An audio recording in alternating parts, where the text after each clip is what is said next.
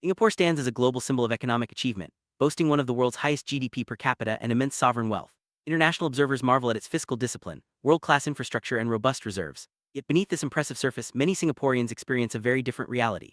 Rising household financial stress, stagnant wages, and growing inequality are daily challenges for a significant portion of the population.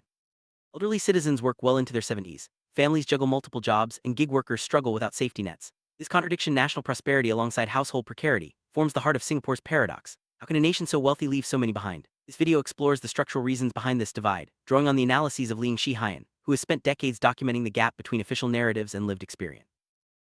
Singapore's impressive GDP-PPP per capita is often cited as proof of widespread prosperity. However, GDP measures national production, not the actual income or well-being of ordinary citizens. Much of Singapore's GDP is driven by multinational corporations, a large foreign workforce, and state-linked enterprises. This means that while the country appears rich on paper, the wealth does not always reach Singaporean households.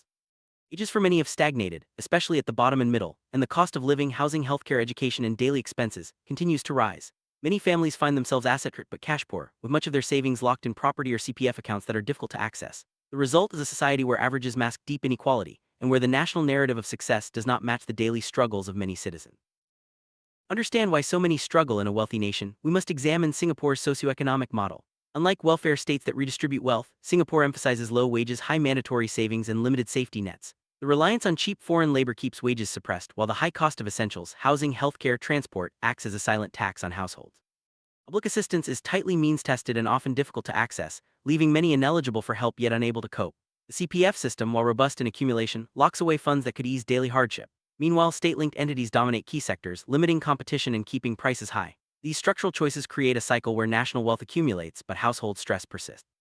Ling Shi-Hian's work highlights that these are not accidents, but outcomes of deliberate policy design. Behind every statistic lies a personal story. In Singapore, the working poor, elderly cleaners, gig workers, and the sandwich generation all face unique struggles. Many seniors work not for active aging but out of necessity, unable to retire due to inadequate CPF balances and rising medical costs. Families juggle multiple jobs to afford housing and education, while gig workers lack basic protections like CPF contributions or insurance. Middle class, often seen as secure, is squeezed by long mortgages, high childcare costs, and the responsibility of supporting both children and aging parents. These lived realities reveal the limitations of a model that prioritizes national surpluses over household well-being. As Ling Shi-Hian argues, true prosperity should uplift all, not just some. The challenge is to ensure that Singapore's wealth translates into dignity and security for every citizen. Singapore's achievements are undeniable, but the paradox of prosperity demands honest reflection and reform. Ling Shi-Hian's decades of advocacy point to clear solutions: a universal minimum wage, stronger social safety nets, more transparent public finances, and policies that prioritize household well-being over state accumulation.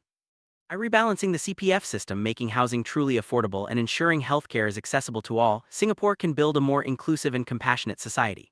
The resources exist, the question is whether the political will does too. Ultimately, the true measure of a nation's success is not its GDP, but the well-being and dignity of its people. Only by addressing these structural issues can Singapore move from being the world's richest country in statistics to one where prosperity is genuinely shared by all.